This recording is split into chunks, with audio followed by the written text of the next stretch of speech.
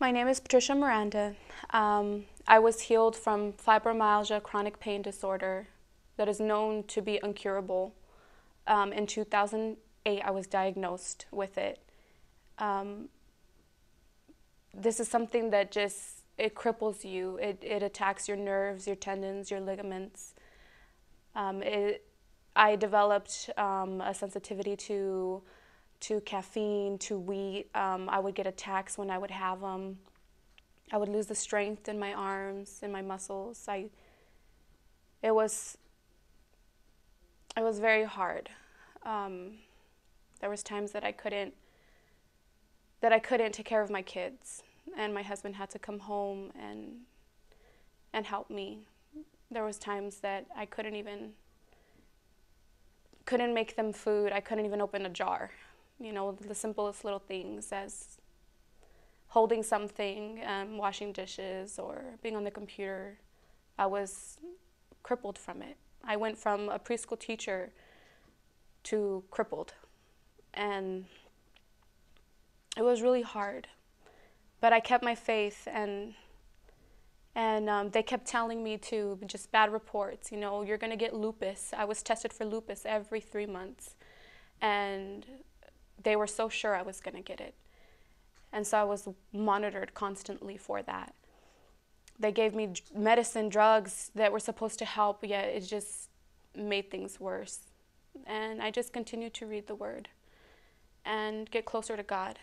And in the times that it was very hard and I just couldn't do it, I felt like I couldn't do it anymore, I would just reach out for prayer and just fight for it. You know, I would get upset and I would pray out loud, and then I realized, okay, this is my testimony. This is all part of my testimony. One day this will be my testimony. And that's what kept me going. And one day I received a message from one of my friends from church, and she said, I had a dream. I had a dream that someone laid hands on you and that you were healed. And I believed and I knew, and I received that. I said, you know, I'm ready. I know that I was healed, but I'm ready to feel it, to receive it, and to feel it and to know it and have that. And she gave me information to Hope in Christ Ministry. And that's when I got connected, and I looked for the next services, the healing services with Reverend Nasir. And it was my home church for the next healing service. And I said, wow, what better way to get healed but at my own home church. So on the next service, we knew, me and my husband went and expecting, knowing, not just hoping, but knowing that God had a plan and that this was it, that I was going to be healed. And when Reverend Nasir called out to those who have pain, he said, those of you with pain, stand up. And I stood up, but I knew that I needed to hear it. I knew that I needed to hear it by name. And right after I prayed to God and said, let me hear it by name, he called out, those of you with chronic pain disorder, fibromyalgia, come up here. And I went. And as soon as he laid hands on me and prayed for me, I felt it being lifted up and away from my body. I felt it leave me. And I knew that I was healed. After that, I started to drink coffee. And I was, you know, I tested it. I knew inside, and I tested it. I said, okay, God, you know, here we go. And I had, you know, things with wheat and gluten, and I had caffeine, and he just showed me just what his work, what he did in me. He healed me completely. And I enjoy coffee to this day. And I'm doing things today that they said that I couldn't do.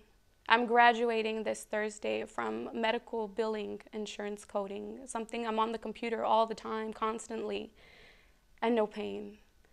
I've been healed now I was healed in December of 2009, so a little over a year now.